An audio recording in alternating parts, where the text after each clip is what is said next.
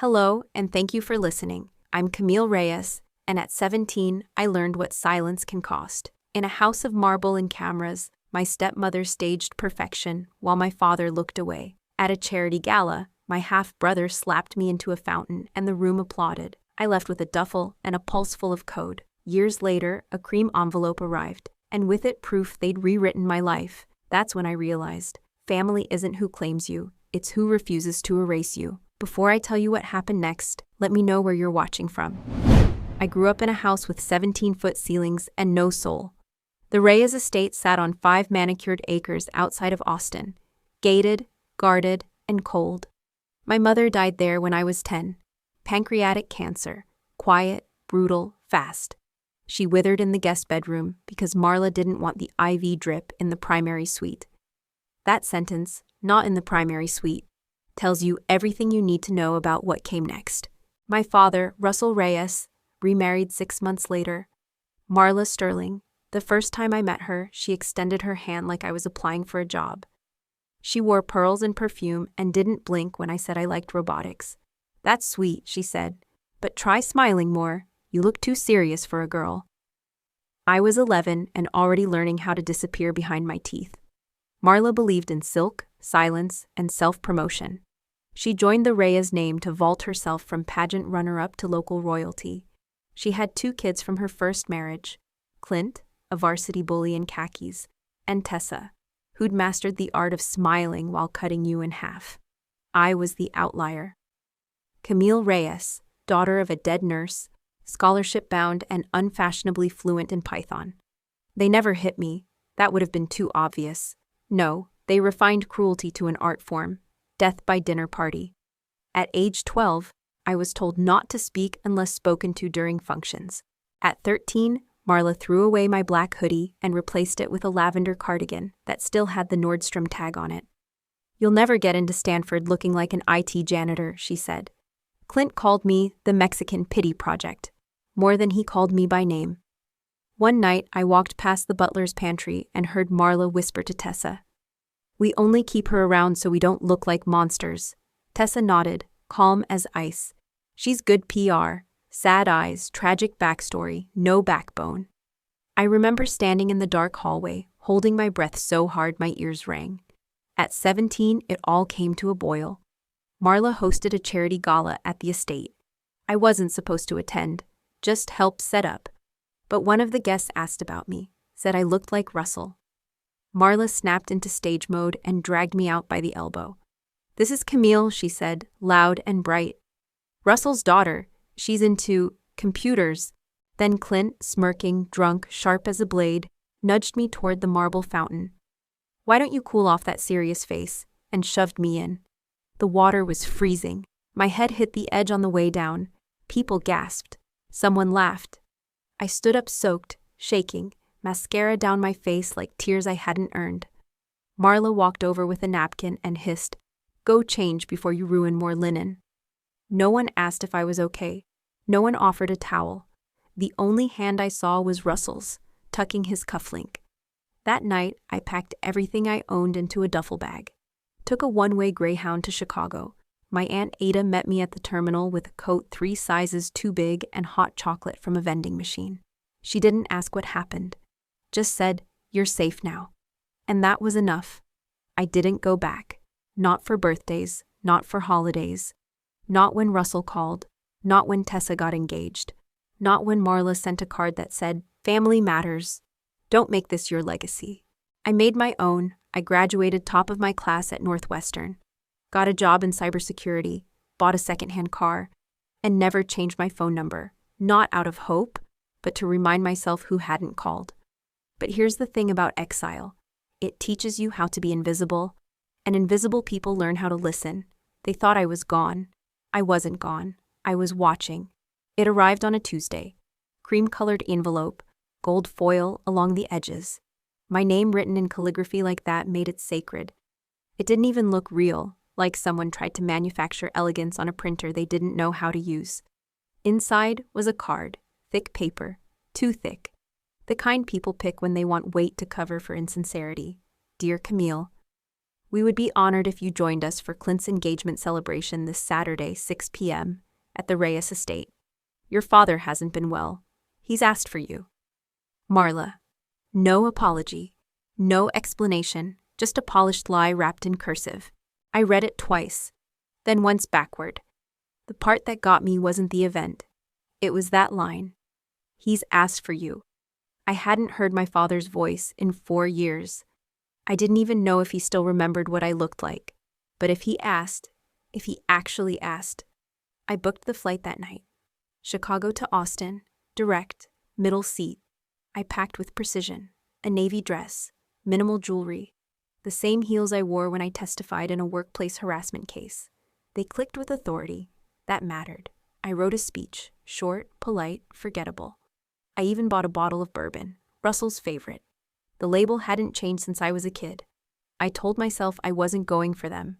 I was going for him, to see for myself, to finish the sentence we never finished. Saturday came fast. My Uber pulled into the driveway at exactly 5:59 p.m. I stepped out, heels hitting the stone in perfect rhythm. The same old mansion, newer cars, colder energy. The first thing I noticed? A security guy at the front door with an iPad. Name, he asked. Camille Reyes. He blinked, checked the screen, paused, then waved me in like a glitch he didn't want to explain. Inside, the air smelled like money and artificial jasmine. Too clean, too staged. Like a house prepped for photos, not family. As I crossed the threshold, a waiter walked past me and didn't stop. No tray offered, no greeting. Just kept moving like I wasn't even furniture. Then came the voice. Oh, look what the algorithm dragged in.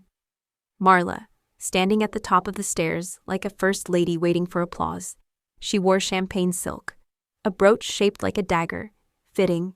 She descended slowly, one step at a time, like she wanted her arrival to feel biblical. Everyone turned. Conversations dropped. Wine glasses lowered. She reached me and smiled, not warmly, just wide. Everyone, this is Camille, the prodigal hacker who once accused us of stealing her trust fund. She's back. Clap for the drama. Polite laughter, the kind that sounds like cutlery hitting porcelain. I didn't flinch, didn't blink, just nodded.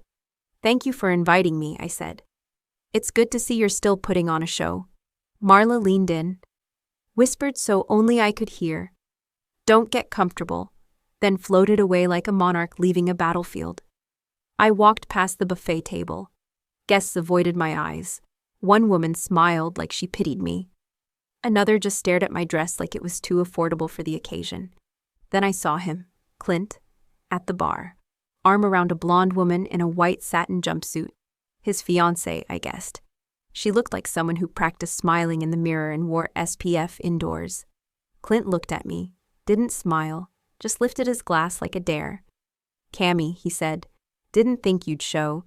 Thought you were too busy defunding nonprofits or whatever it is you claim to do. I held up the bourbon. It's for Dad, if he's well enough to drink. He stepped closer, not threatening, just smug. You should have stayed gone, he said quietly. Seriously, nobody here wants you. Then why invite me, I asked. He chuckled. We didn't, she did.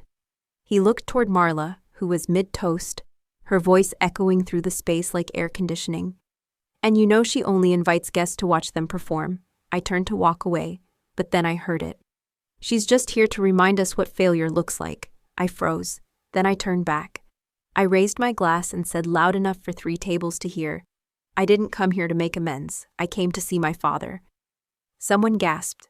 A fork clinked. Then Clint stepped forward and slapped me. Hard.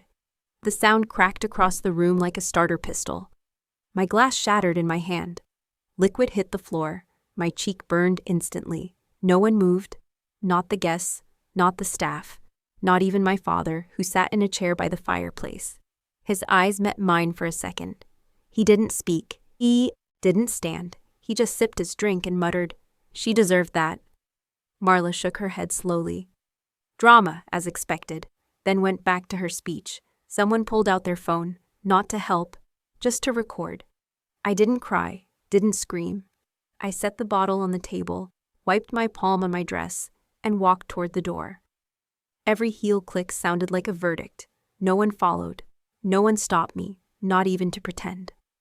I left that house with my cheeks still pulsing and my heels clicking like gunshots against the tile.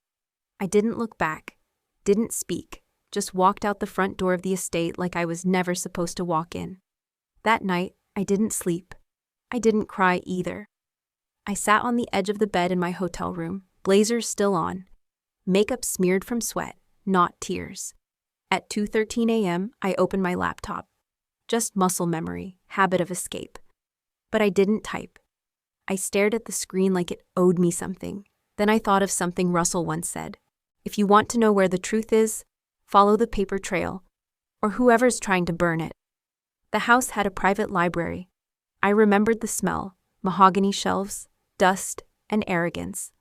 My room had been next to it. I used to sneak in there and read when no one was home. Russell kept a locked cabinet behind the painting of the oil rig. No one ever touched it. But I remembered the passcode. Birthdays. It was always birthdays with him. He thought people forgot, but I remembered what day he founded Reyes Surgical. September 19th, 1994. I punched it into a sticky note and stared at it. At 4:50 a.m., I put on black jeans, pulled my hair into a low bun, and left. By 5:30, I was back inside the estate. I still had my old keycard. Guess no one thought to deactivate the exile's access. The staff entrance led to the back corridor near the kitchen. I moved fast. Lights were low. Only one cleaning cart in the hallway. No footsteps. The library door was unlocked. It looked the same. Just colder, cleaner, less used. I walked straight to the painting, pulled it aside. There it was. The keypad blinked red.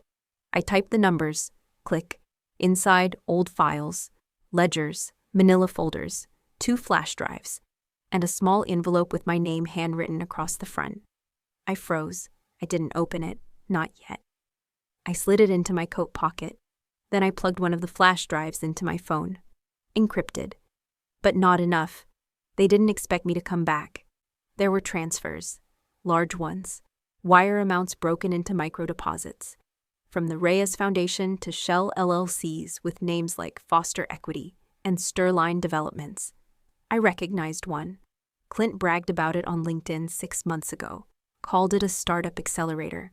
It wasn't. It was a funnel. I backed up everything. Then I opened the envelope. One sheet of paper, a notarized document dated 2009. A trust reassignment. From Russell Reyes to Camille Reyes. The Vermont estate, land, holdings, safe deposit box. And a signature. His. But something was off. A second version was stapled beneath it.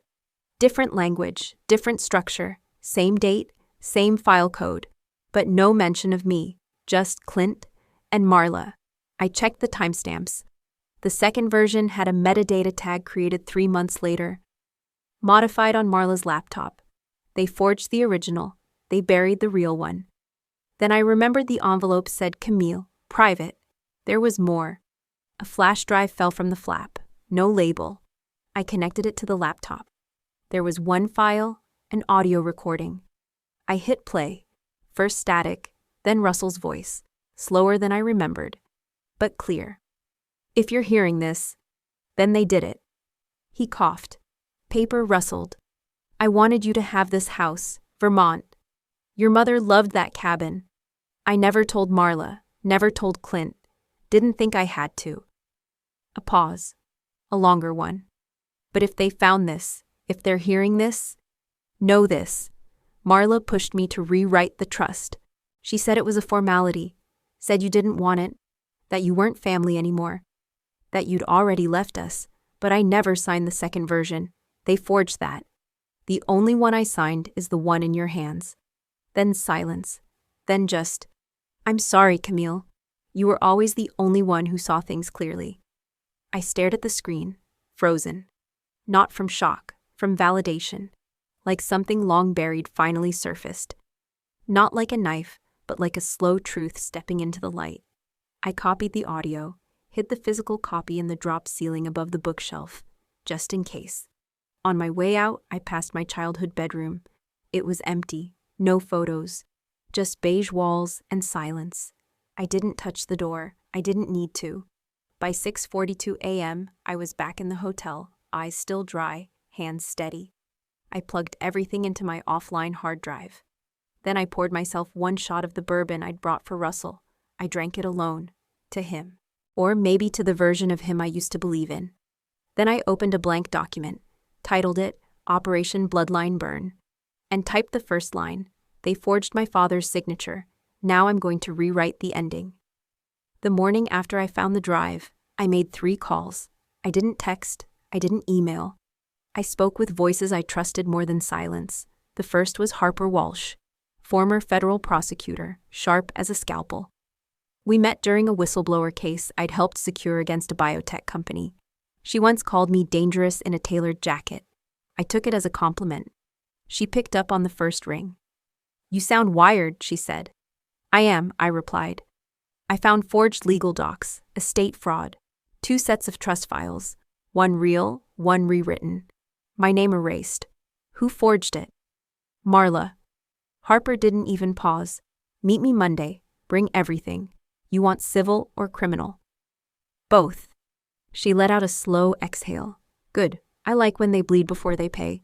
The second call was to Dr. Yara Bloom, forensic document examiner, retired FBI, now consulting out of a one-room office in Waco, just north of nowhere. She didn't ask how I found her. She didn't care. "I need confirmation the second trust is forged," I told her. "Timeline, print trails, ink analysis, metadata if possible." "You want fast or airtight?" "Both," she chuckled. "You Reyes girls don't ask for small things, do you?" "I'm not a Reyes," I said flatly. "I'm the cleanup crew." The last call was Lucian. Black hat turned white. Ex-boyfriend of my best friend. He owed me after I helped him avoid an indictment 5 years ago. I knew he kept logs of everything. He never deleted a single byte. He answered on a burner. "Camille," he said. "I always knew you'd come back for fire." "Not fire," I told him. "Something cleaner. I need you to recover deleted logins, metadata from a forged estate document, and track the server chain used by Clint's shell companies." "Legal or quiet?" he asked. "Quiet until I say otherwise." He paused. "You're gonna burn 'em, huh?" "No," I whispered. "I'm gonna starve 'em, then I'm gonna speak." Lucian whistled. "You're colder than I remembered." "Not colder," I said. "Just focused." I spent the rest of the weekend mapping out the operation. I used my old bedroom wall like a war board, printouts, pins, arrows, red yarn like I was building a crime show set. But this wasn't theater. This was calculus. And it needed to be perfect. In the center of the board, Operation Bloodline Burn. Under it, 3 outcomes. Freeze the assets, expose the laundering, own the narrative. I started with the easiest target, Clint. Lucian confirmed it in under 6 hours. His startup accelerator wasn't even filed with the IRS. He was funneling donor funds from the Reyes Foundation through 3 dummy orgs. One in Nevada, one in Wyoming, one overseas. The money hit a dead end in Zurich. Marla signed off on the foundation's release slips. Every one of them listed community outreach or voter registration partnerships. A lie inside a lie. They weren't even clever. Then I called Hazel. Yes, that Hazel. Clint's ex-fiancée. The one who ghosted him after he crashed a wedding in San Diego and picked a fight with the groom's father. She was also conveniently a compliance officer at a private equity firm, and one of the few people in the world who hated Clint more than I did. She answered like she was expecting it. "I heard about the slap." I didn't respond. "I saw the clip," she said. "It's already got 500,000 views on TikTok. Someone titled it, 'Rich White Men Still Slap Women and Call It Family.'" I didn't laugh. I just said, "I have proof. I have a forged trust document, redirected money, and a list of vendors that never existed. And you want? I want to gut him. Legally." Hazel's voice shifted. Cold. Mechanical. The part of her that had filed SEC motions like love letters. "Send me the vendor list. I'll run it through our due diligence system. If it's fake, I'll find the paper. But Camille," she paused. "Once this starts, it won't stop." "Good," I said. "I'm done stopping." By midnight Sunday, I had timelines, targets, and 3 allies with nothing to lose and everything to prove. All that was left was the story. Because evidence is power, but narrative, That's war. Harper flew in from DC the next night. She didn't hug me, just sat on the arm of my couch and said, "You got one shot. What's your theory of the case?" I pulled out my mind map. Lines, arrows, red flags. The trust fund. The erased documents. The shell companies traced to Clint's firm in San Diego. Harper scanned the diagram and muttered, "Jesus, they didn't just screw you. They laundered your name." Lucian arrived next. Hair half bleached, hoodie full of secrets. He tossed a flash drive on the table. Encrypted chain between Sterling Foundation and 3 offshore wallets. I cracked 2. He sipped from a Slurpee. The third's routed through Panama. I raised an eyebrow. Doable, Lucian grinned. With enough caffeine and federal heat on our back? Yeah, but you better burn bright. We're not ghosts anymore. Dr. Yara joined on Zoom. Dry voice, Swiss accent, forensic calm. Your father's signature was forged 3 times, each with declining skill. I can testify, but I won't be subtle. Harper leaned forward. Camille, you're not just blowing a whistle. You're taking down a dynasty. You ready to bleed? I didn't answer. I just pushed the photo across the table. The one of Clint's slap caught midair, still frame, still haunting. They already spilled blood. I'm just collecting receipts. Lucian set up a war room in my apartment. Screens everywhere, flowcharts, IP traces, post-it notes that read, Panama Packhouse Key. Harper started drafting subpoenas in her sleep. Yara emailed notarized affidavits. And me? I recorded the video. It wasn't pretty. No lighting, no makeup, just shadows and truth. I blurred my face and modulated my voice. My name isn't important, I said. But the lies you swallowed, they cost people everything. We uploaded the video to an encrypted server, dated it for wedding morning. Then I printed 60 envelopes, sealed each one with a wax stamp and a photo of the slap inside. On the back, a line in bold. Every dynasty has a reckoning. Welcome to theirs. Hazel delivered her report 2 days later. 42 vendor names. 39 were fakes. The other 3, real businesses, real people. But no record of contracts, payments, or deliverables. Just invoices paid from shell accounts. And then silence. They're not sloppy, Hazel said. They're arrogant, Lucian nodded. They weren't hiding from the law. They were hiding behind it. Harper stepped in with the final blow. Bank transfer records from the Vermont Trust. The ones Camille was supposed to inherit. Redacted, spliced, rerouted. All pointing to Clint's LLC, signed with Camille's digital signature. Only she never signed it. You ready to go loud? Harper asked. I didn't answer. I opened my backpack, pulled out 60 black envelopes, each one sealed with crimson wax, each one containing the photo, and one sentence typed on vintage cardstock. She bled in silence. You toasted it. Then I picked up the ring box I'd brought to Clint's engagement party, the one no one saw. Inside wasn't a ring, it was a flash drive. And inside the drive, the entire Reyes asset trail. Raw, unredacted, federal-level ammunition. I labeled it wedding cake. Harper laughed when she saw it. Subtle. No, I said, surgical. We scheduled the anonymous video drop for 7 a.m. on the morning of Clint's wedding. Simultaneously, Harper would file a restraining order on behalf of Camille versus the Reyes Foundation, forcing emergency review of its fiscal structure. And Lucian? He had one job left. He walked into the wedding venue at 6:30 a.m. wearing a waiter's uniform. No one blinked. He tucked the envelopes under each guest's charger plate. One by one. Name facing down, truth facing up. By 7:10, they were all in place. I didn't show up to the wedding. I didn't need to. They opened the envelopes. They opened the story. And I hit upload. At exactly 7:00 a.m., the video went live. No title, no intro, just static. Then my voice distorted and measured. They erased me, on paper, in memory, in blood. This is what they did with my name. 3 minutes in, the first IRS agent texted Harper. Seen the drop. Moving. By 7:15, Lucian messaged.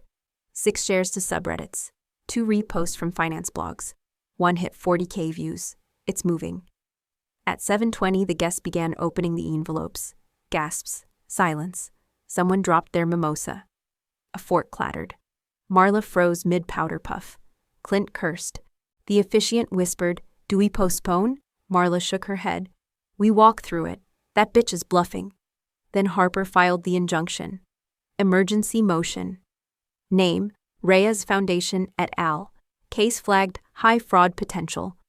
The court moved to freeze all known assets tied to the Vermont Trust and linked shells. By 9:00 a.m., the couple hadn't walked down the aisle. By 9:10, the internet had. BuzzFeed ran a headline. Reyes wedding implodes after anonymous whistleblower exposes dynasty fraud. At 9:37, a TikTok clip of Clint's slap hit 1.2 million views. The caption read, "This aged like warm milk." I watched the chaos from a diner in Montpelier. Lucian slid into the booth, grinning. The servers at the venue, playing the video on the catering screens. "She told you not to come. Now you're all over the canapes." I didn't smile. I just whispered. She opened the door. I just held the mirror. At 11:05 a.m., Hazel texted. "They're scrambling. Marla just called our shared bank. They froze her account. Not because of the court, because of the PR." I sipped my coffee. Even capitalism has shame. At noon, Clint tried to go live on Instagram. Denial, rage, the usual script. Halfway through, someone commented, "You should have married your shell company. It's the only thing you respected." The live crashed. So did his account.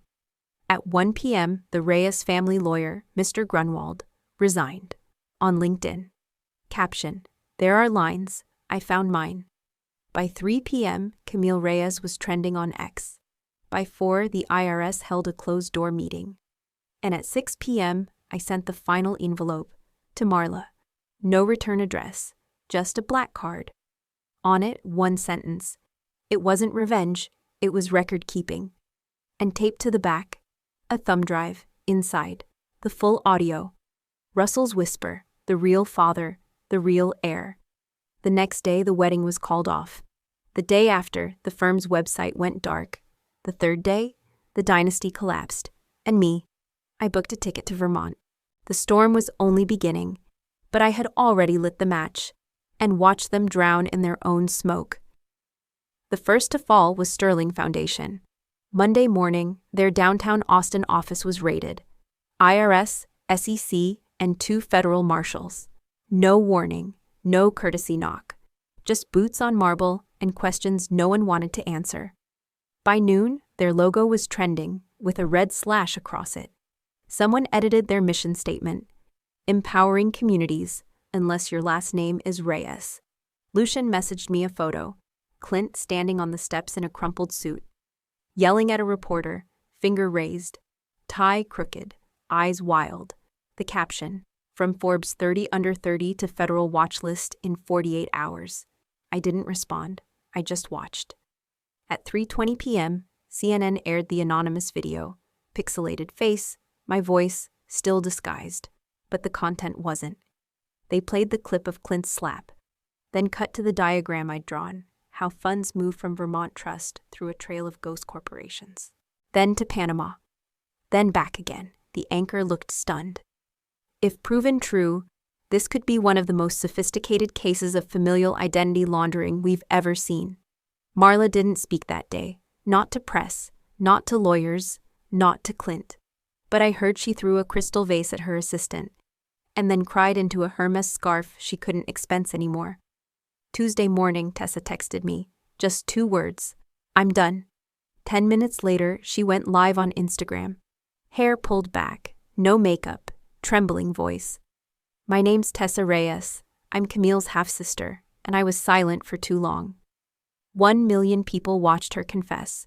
How Marla coached her to mimic Camille's signature for old tax forms. How Clint used Camille's birth date to access the Vermont files.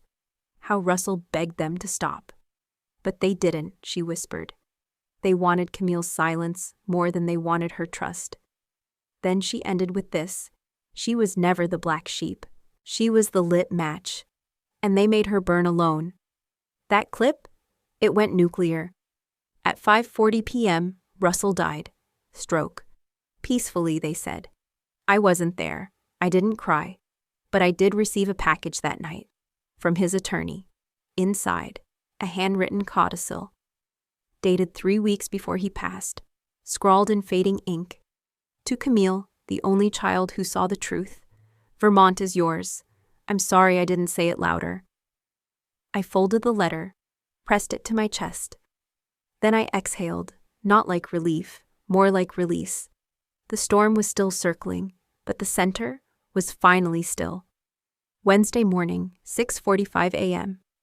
Fox News gave Marla the stage. She wore a charcoal gray suit too stiff for her body, pearls hanging like they were owed something. Her voice was low, almost motherly. This is a targeted attack from a deeply unstable young woman. Camille has always had issues. I feel sorry for her. The host tilted his head but didn't push. Marla leaned forward. My husband adored her, but near the end he was confused, delusional. He imagined conspiracies. Sadly, Camille latched onto those. I watched from the warehouse where we ran our trace routing. Harper stood behind me, arms crossed. Lucian was chewing a granola bar mid-frame-by-frame breakdown of the live segment. When the host asked about the trust, Marla's smile barely moved. That document, forged. I've already submitted handwriting analysis to our attorneys. Camille fabricated everything. She wants attention, money, or both. Then she went off script. And frankly, I worry for Clint's safety. She's always had fixation issues. I didn't flinch, but Harper did. She's gaslighting the entire country on live TV. Lucian paused the clip, zooming in. Check her right eye twitch. That's not rehearsed. The host fired back gently. But your husband named her as heir. Why would he do that? Marla blinked. Because she manipulated him. She was always gifted with machines and people. I turned off the monitor. The room went still. Then Harper laughed, dry and short. She just perjured herself. On national television. Impressive. By 3:01 p.m., the Washington Post dropped their headline, How a Socialite's Lie Might Become a Felony. The subhead was worse. Sterling's televised statements contradict court-filed affidavits. Clint's firm, Pearson & Myers, announced they were no longer confident in the accuracy of Mr. Reyes's claims. 2 senior partners publicly stepped down from his board within an hour. Clint didn't post a thing. Marla did. An Instagram story with a Bible quote and a soft focus picture of her sipping tea. At 4:17, Harper got the call. Russell's handwritten codicil had been authenticated by 2 forensic experts and accepted by probate court. The Vermont Trust, with all its assets and land holdings, was now legally mine. I didn't smile. I just pressed my phone to the table and stared at it ringing. Marla. I let it vibrate. Then came the voicemail, cold, precise, and then it cracked. You think you've won, Camille, but I built that name. I gave it air. You were just a ghost in the walls, and I made you visible. I saved the message, not because I needed it as evidence, but because ghosts remember, we echo, and sometimes we answer. That night, Lucian traced 8 burner calls to a number in Nevada, all from Clint, all made within 45 minutes of the Fox broadcast.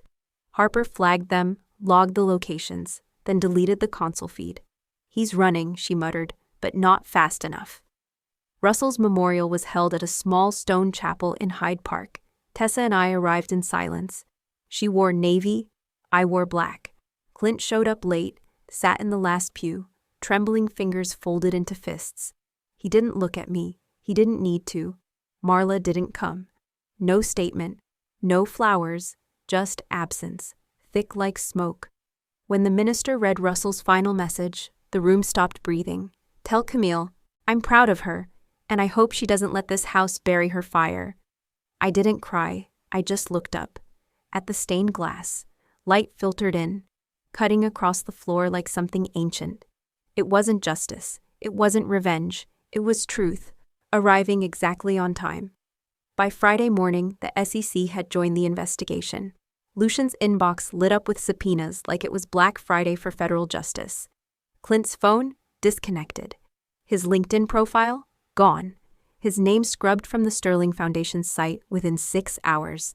No statement, just digital vanishing. A board member told NPR anonymously, "We didn't know the girl mattered. Now she's holding the detonator." I clipped the quote, printed it, taped it to my mirror. Read it every morning like a prayer. Harper warned that tracing shell corporations might take months. It didn't matter. The spiral had started. A group of Reyes medical investors filed a class action suit, citing wire fraud and breach of fiduciary duty. Clint's fraternity brothers leaked photos, him clinking glasses with Panama bank fixers in Turks and Caicos. Someone posted a clip of Marla, mid-toast, to silent wins and prettier scapegoats. Not the money that buried them, the hubris. Saturday morning, I found a package on my porch. No return label. Inside, a first edition of Frankenstein. Page marked in blood-red ink. Beware, for I am fearless and therefore powerful. Tessa. No one else would have sent that. No one else remembered that was the book Marla banned me from reading. Too dark, she'd said. Too radical. I kept the page open on my desk. It felt earned.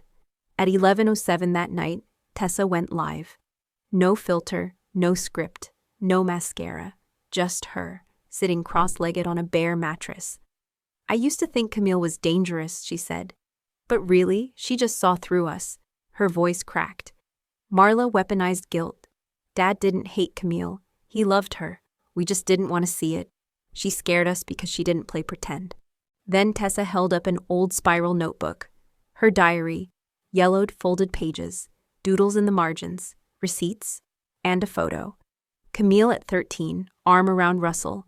Behind them, Marla, watching. The next morning, 3 sponsors pulled out of the Sterling Foundation. PR firms cut ties.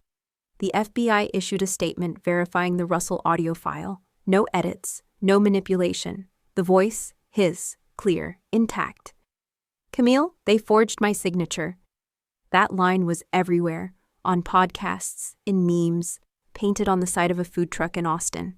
People weren't just angry, they were rooting for me. And for the first time, I wasn't apologizing for it. Marla stayed silent, but her lawyer didn't. He filed a motion for defamation, digital tampering, and undue harassment. It was denied in 3 lines. No appeal, no public comment.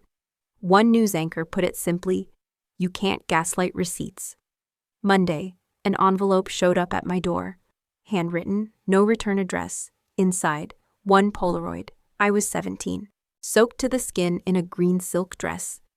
Clint's arm frozen mid-push. Marla in the background, smiling. Not a grin, a smirk. I stared at it for a long time, not because it hurt, but because someone had saved it. For this moment, for truth. Russell's funeral was small. No press, no company people, just a gray sky, the sound of birds, and dirt hitting wood. I read the eulogy myself. Not with poetry, with precision. He was flawed, but he tried. He failed me, but he knew it. And that's more than I can say for the rest. No one clapped. They didn't need to. Silence did the work. As people filed out, someone tapped my shoulder.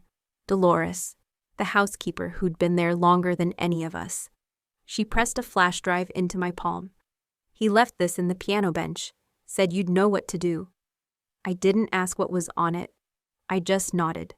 Walked back to the car, door shut, drive started. One more puzzle piece in the back pocket of a woman they once wrote off. This time, I wouldn't be erased. The front door clicked open at 6:48 a.m. Tessa stood there, no makeup. Hair in a low bun, jeans, sneakers, no designer, anything. She held a duffel bag in one hand, and a box labeled Dad's Papers in the other. She didn't say hi, didn't ask to come in. Just stepped past me, dropped her bag near the coat rack, and said, "I quit the family." I stared at her, waiting for the punchline, but Tessa never joked. Not when she was serious. And that morning, she looked like a girl who'd finally decided she was done being silent. I made coffee. She opened the box. Inside, canceled checks, burner phone logs, RSVP cards from the engagement party, the one Clint slapped me at. She had highlighted names in yellow, people who clapped, names in red, people who laughed. "I need to do more than cry on live streams," she said. Tessa joined my nonprofit that same week. Took a bus with me to Dallas, sat in on our coding workshop for survivors of domestic abuse. When I introduced her as a new volunteer, no one batted an eye, until she wrote her first line of Python. She froze, then whispered, "I wasn't allowed to touch Dad's laptop." Marla said I'd break it. I told her, break it now. Hazel reached out 2 weeks later. She was Clint's ex, the one who left him in 2019 after she accidentally found a Cayman account under her name. She messaged me at 3 a.m., subject line, "I know who forged the bank docs." Her tone wasn't bitter, it was surgical. Hazel had receipts, flight records, thumb drives, and one security camera clip of Marla handing off a sealed envelope to a man in sunglasses, 2 days before my name was added to a Panamanian LLC. I flew to Reno to meet her. She wore all black, hair chopped short, same dry wit. We sat in a booth, didn't hug. She passed me the flash drive under the table like it was a grenade. "He told me you were crazy," she said. "But crazy girls don't encrypt files. They bleed in silence." She lit a cigarette, looked out the window and said, "Make them regret everything." Marla tried to schedule a press conference. Her voice cracked on KTXF News when she called it a vast smear campaign. She blamed hackers, blamed emotional instability, said, "Camille's not well. This vendetta is disturbing." But the media had changed sides. The public already picked their villain. And she didn't look like a victim on camera. She looked like a matriarch unmasking, too late. When Sterling Foundation's donors withdrew, the board demanded her resignation. She claimed she'd take a sabbatical. 2 hours later, her name was scrubbed from the site. 3 days after that, her spa membership was revoked. Club Regent pulled her family plaque. Socialites stopped replying to her DMs. I didn't post a thing, didn't tweet, didn't blog, didn't dance on her grave. I just watched the silence do what I couldn't. Clint lawyered up and disappeared. The last time anyone saw him, he was buying gas at a remote Chevron near Elko, Nevada, wearing a hoodie, driving a rental with Illinois plates. The photo was grainy, time-stamped 3:42 a.m. I didn't feel satisfaction, just pause. Like watching a wolf gnaw off its own leg and vanish into the dark. A week later, the Vermont house went quiet.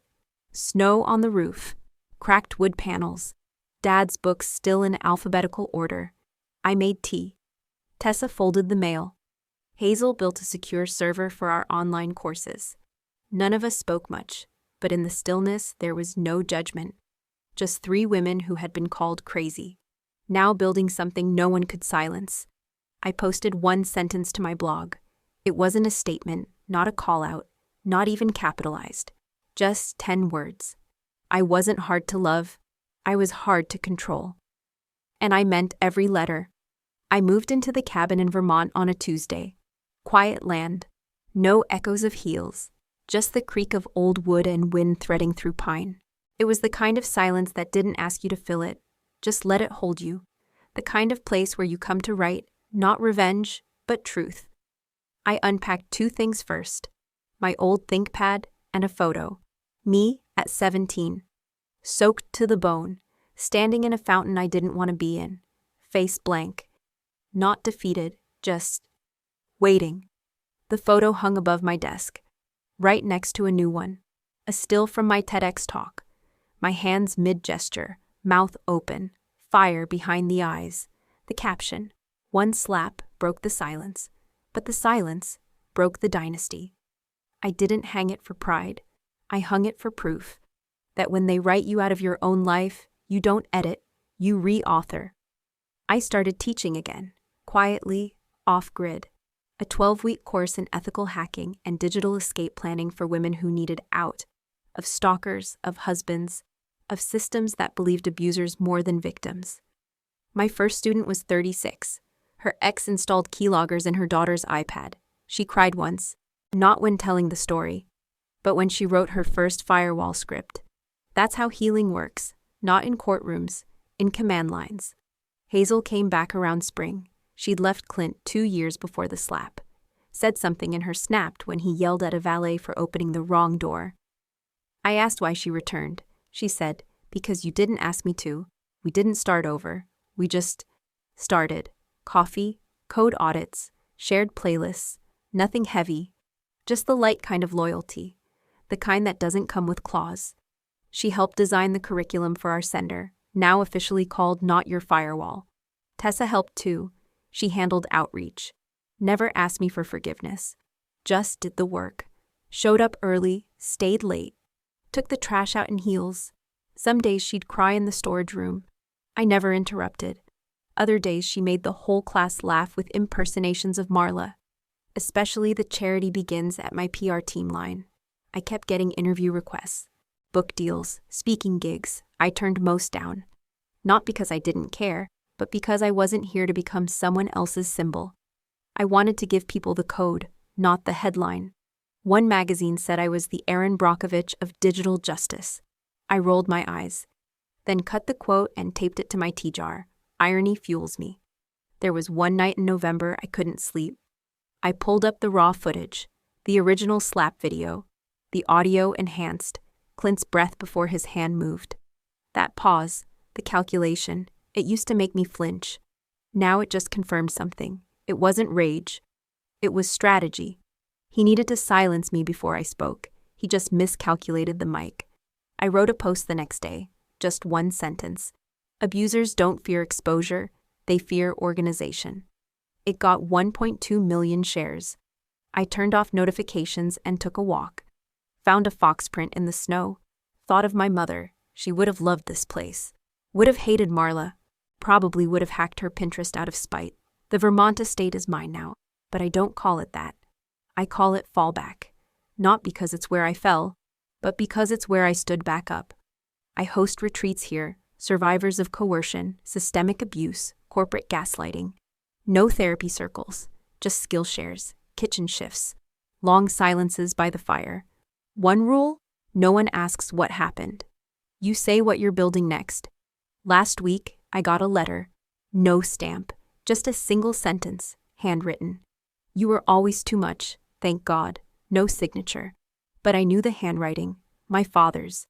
From a draft of his will I once decrypted at 3 a.m. I burned it, not because I hated him, but because I didn't need it anymore. The validation, the apology, the breadcrumb. I'd bake the whole damn loaf myself. People still ask what I'd say to Clint if I saw him again. I don't rehearse for ghosts. I saw enough of his face in courtroom stills and security archives. He looked the same in all of them. Like a man shocked the lie stopped working. Last I heard, he was living out of a car in Nevada. Someone saw him playing cards with tourists, told them he used to be a CEO. No one believed him. Good. Marla tried one last time. Sent an open letter to a newspaper, called me an emotionally unstable opportunist, weaponizing family pain for digital clout. The editor sent it to me for a quote. I declined. They ran it anyway. Readers dragged her into oblivion. Then silence.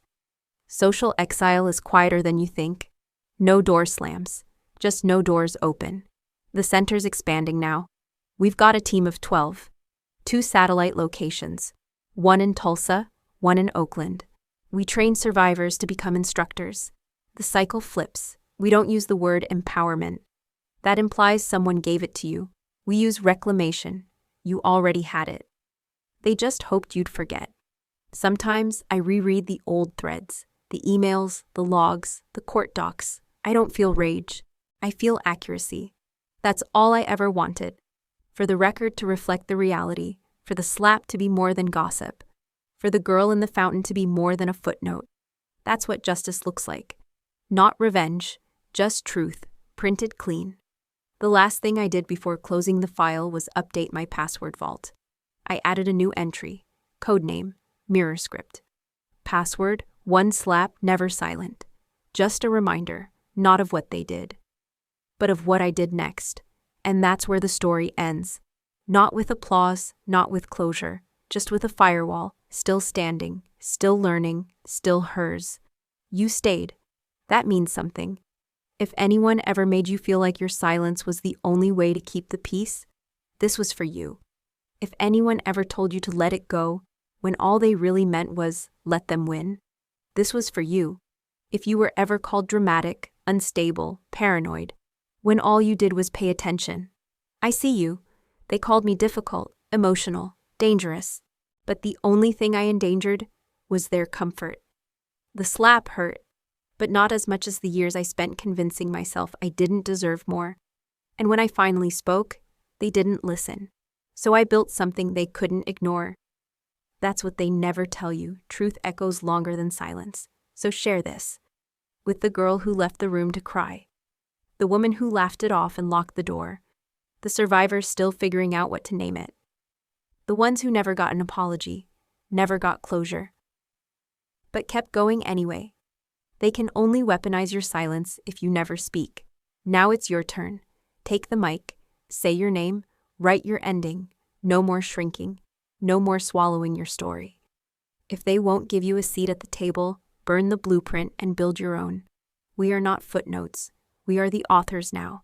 Love, Camille.